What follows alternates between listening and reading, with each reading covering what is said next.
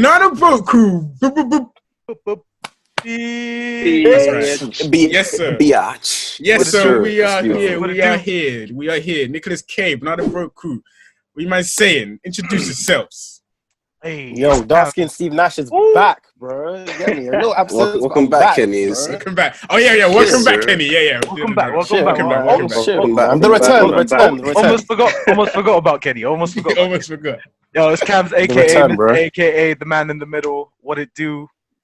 Yes. Mongs, your friendly neighborhood sweet man, Mongs. You know, I was going by Eurobasket last week, but I had to regain my confidence in it, so I'm back. And we got a guest, a debut guest. Please, sir, introduce yourself to the masses, Debut guest, a rookie, finally. How's it going, guys? Introduce yourself, my G. Yes, sir. Emmanuel, short E-man. There's probably 1,000 E-mans in the world, but that's there are 1,000 E-mans in the world, bro. For purposes of the crew, this is the one and only E-man. One and only E-man. I don't know any other E-man. What up? Yeah. Let's go. Listen, thank you. You know, 6th man of the year, Jamal Crawford. Okay. I like that. Listen, thank you so much, bro, for coming in and being on this. You've actually been rocking with us for a minute, like since we actually started. So we know, bro. Really so we see I've been you, looking for people in England, London that talk about basketball like as passionately as I feel about it. Do you know what I mean? So when I came across your page, I was like, "Bing!" Love that, bro. That's exactly. That's exactly why we made this platform, bro. Because there's guys like us. We're friends because of talking about ball. So. Friends / enemies, because you know them hear the arguments. You know the vibes. It gets like that. You know the vibes. First, before even we go, yesterday, bro. We got 1-2 troublemakers in the group, man. Watch out for yourself, man. These guys, they're shifty. I've been excited to talk about this. Well, we all have for the longest. Now everyone's already. We already know the trade has happened. Everyone's already chimed on in their trade. Obviously, it's Banana Boat Crew, so we do things a little bit differently. We try to come at it from a different angle, from a more personal perspective angle. And we have to actually do a disclaimer. I actually realized we actually have to do a disclaimer these days. What we say is not facts. No. It's our opinion as basketball fans, isn't it? And we don't know shit.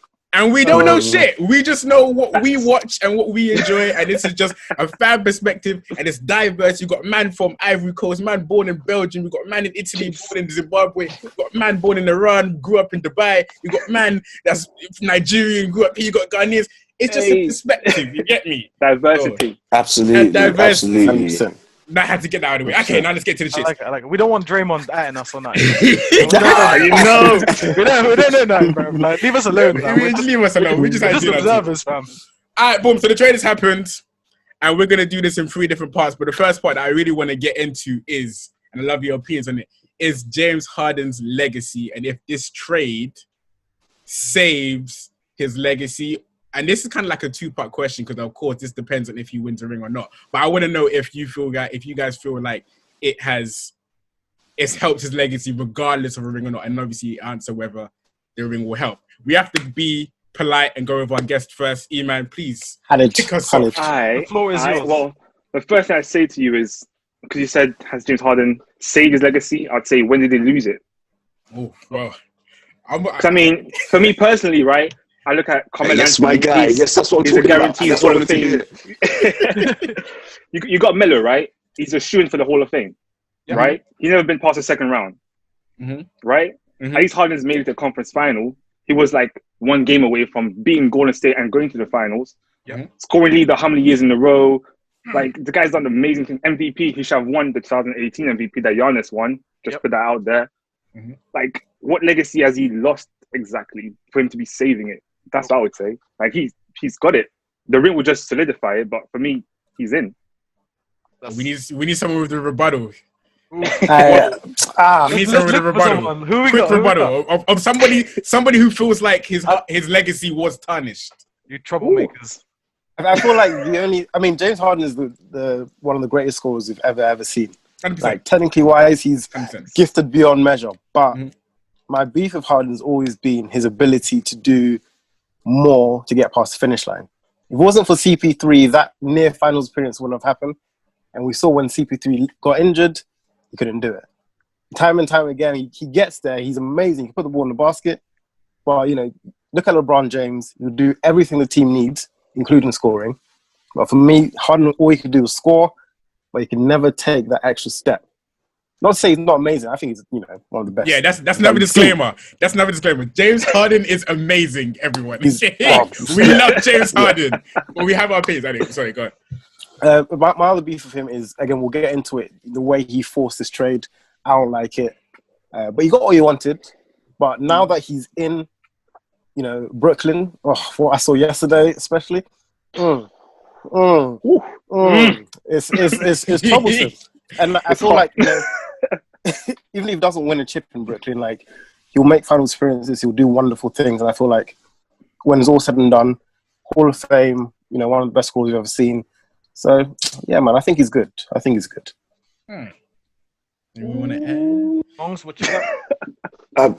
I mean, personally, when we started with this whole legacy is tarnished thing, you've got to put into context what his career was like. Coming off the bench in OKC and then being shunned for Serge Ibaka and then going to Houston and become what he became. Like, that is singularly the greatest isolation scorer we've seen in this game, bro. Like, that guy is off the charts as a scorer. He's amazing. I don't know how many back-to-back 40-point games he was putting up.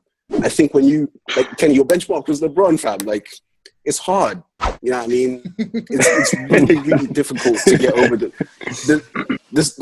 Stephen Curry hump, the Stephen Curry, like, Klay Thompson, KD hump, difficult. That shit is so psychological. Like, you've seen so many people fall to that hurdle.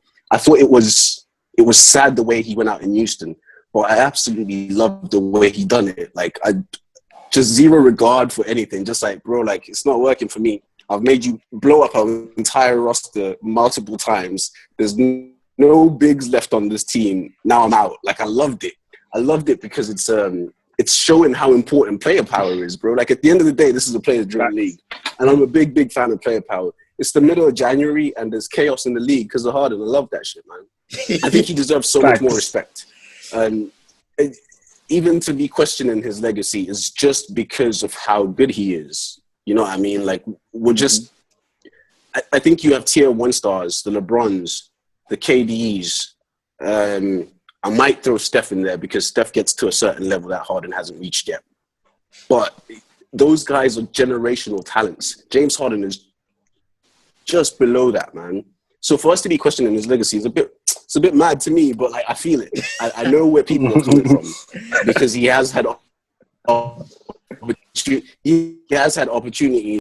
Guy, man, respect my guy. It's trouble in Houston now. It's a lot of trouble in Houston. As a Lakers fan, like, I'm shaking a little bit, really and truly, because it's trouble in Houston. That's a lot to deal with. Cam? Man laid it out nice on a plate. All the accolades are all there. There's no reason why he wouldn't be considered a Hall of Famer based off of that. And I can't say that this trade tarnished him because Kareem Abdul-Jabbar forced his way out of Milwaukee to join the Lakers. No one remembers that. Ain't nobody turning around. You know what I mean? He's got 5 chips. He did what he had to do. Everyone remembers him as an all-time great.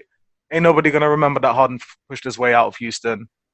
They're just going to see the aftermath, which is going to be, absolute chaos. Boogie's already missing games, already getting slapped out.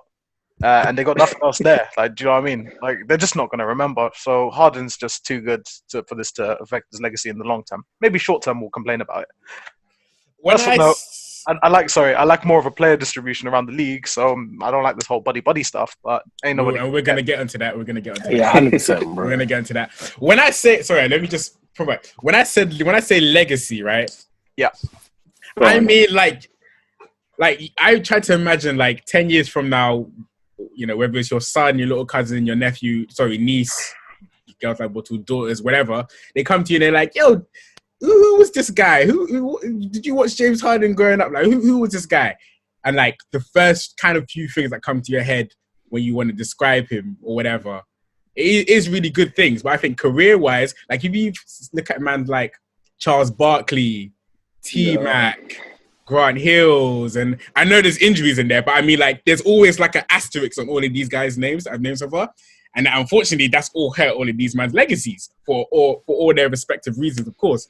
So that's why I ask if you feel like this trade saved him or hurt him, because I feel like he did and Shaq said it well. The Rockets gave Harden a lot, and he didn't get it done. He didn't. Yeah, when you say a lot, like, Yeah. Right, because you're going to say what? Dwight Howard, Westbrook, Chris Paul, yeah? Out of those three, Chris Paul is the only one that's something. Yeah. Howard, like, even last season with the Lakers, what did he actually do to win, like, to contribute to that chip? Apart from maybe 5 rebounds in, like, one series. He didn't do nothing. Nothing. Westbrook, he was there one season and bounced because ain't nobody want to play with Westbrook. He was like, I'm out of here. Yeah. Just a triple-double, dribble. No. Chris Paul was the only one we had a somewhat of a chance to do something, and he got to the conference finals with it. Like, what else? What else did they give? I feel like those players though. He wanted those players, and then when he couldn't work out, he's like, oh fuck it, move on. So he wanted Westbrook, he wanted Dwight, but if that's what you want, you got to work with it. I mean, Westbrook, I personally wouldn't want Westbrook on my championship team, but Harden wanted him, but he couldn't make it work, and that's his fault. If he wanted, another player like Kyrie or something, and it didn't work, that's fine. But he wanted those guys, so the Rockets gave it to him, like do your thing, but he couldn't do his thing. He just couldn't. He's in the West as well, man. You have to allow him. This West. Come on. The West is. I think it was one game. On that side. It's one game and a handful of possessions at the end of the fourth quarter, back when the Rockets were making their big push when CP went down, and they were close in that last game, if I do recall. It was 21 threes. They missed 21 threes. It was insane. Like, it wasn't even just. I'm pretty sure PJ Tucker was jacking up 6-7 threes in that game, at least, and he was missing. So we can't go ahead and stick it all on Harden in that game.